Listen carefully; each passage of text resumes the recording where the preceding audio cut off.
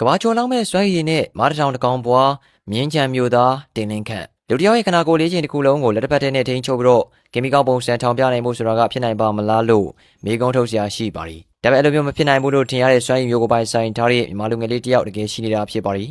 သူကတော့မားတထောင်တကောင်ပွားလို့တင်စားတော့ရတဲ့မြင်းချံမျိုးသားမောင်တင်လင်းခန့်ပဲဖြစ်ပါသည်ကျွန်တော်ခုမြင်တွေ့နေရတဲ့ကလစ်စတန်နစ်တို့ခေါ်တဲ့ကိုယ်လေးချင်းကိုအသုံးပြုပြီးကစားတဲ့ကစားနည်းမှာသူ့ရဲ့စွမ်းဆောင်ရည်တွေကတကယ်ကိုမှပါစအဟောင်းသားဖြစ်စီမဲ့အနေအထားမျိုးဖြစ်ပါသည်ဒါမှလူတယောက်အနေနဲ့လက်နှစ်ဖက်နဲ့ဟန်ချမ်းကြီးအောင်ထိမှုတောင်မှခက်ခဲတဲ့အနေအထားမှာသူကတော့လက်တစ်ဖက်လေးကိုအသုံးပြုပြီးတော့ကင်မီကောက်ထောင်ပြသွားတာတွေ့လိုက်ရပါတယ်။ဒါကခနာကိုကြန့်ခိုင်မှုတက်တက်တင်မကပဲနဲ့စိတ်ကိုပါအစွမ်းကုန်စူးစီးထားနိုင်မှသာလှုပ်ဆောင်နိုင်မယ့်အရာတစ်ခုဆိုတာညင်းလို့မရပါဘူး။မြင်းချမျိုးလိုနေရာဒီသားကနေပေါ်ထွက်လာတဲ့လူမျိုးရတနာတစ်ပါးကနိုင်ငံတကာအဆင့်မီတဲ့စွမ်းရည်တွေကိုပိုင်ဆိုင်ထားတာဖြစ်ပါတယ်။သူ့ရဲ့ဗီဒီယိုတွေကိုကြည့်လိုက်မယ်ဆိုရင်တော့ဒီကောင်လေးကတဝန်တန်ဇွဲလုံးလားနဲ့ဒီအဆင့်ကိုရောက်လာတာမဟုတ်ဘူးဆိုတာချက်ချင်းသိသားစေတာဖြစ်ပါတယ်။လက်တစ်ဖက်နဲ့ခနာကိုမြောက်တင်လိုက်တဲ့အခိုက်အတန့်တိုင်းမှာကြီးစုသူတွေကိုရင်သက်ရှူမောဖြစ်စေခဲ့ပါတယ်။ကဘာကျော်အားကစားမားတွေတောင်မှချိန်ပြီးတော့လေ့ကျင့်ရတဲ့လူမျိုးခက်ခဲနေတဲ့လှုပ်ရှားမှုတွေကိုမြန်မာလူငယ်လေးတယောက်ကပိုင်ပိုင်နိုင်နိုင်လုပ်ပြနိုင်တာကတကယ်မှဂုဏ်ယူစရာဖြစ်ပါတယ်။တင်လင်းခန့်ရဲ့စွမ်းရည်တွေကပြည်တွင်းမှာရင်ရက်တက်နေမယ့်အနေအထားမဟုတ်ဘဲနဲ့ကဘာကဘာအတိမတ်ပြူရလောက်တဲ့အဆင့်တန်းတစ်ခုကိုရောက်ရှိနေပြီလို့ပြောရင်လည်း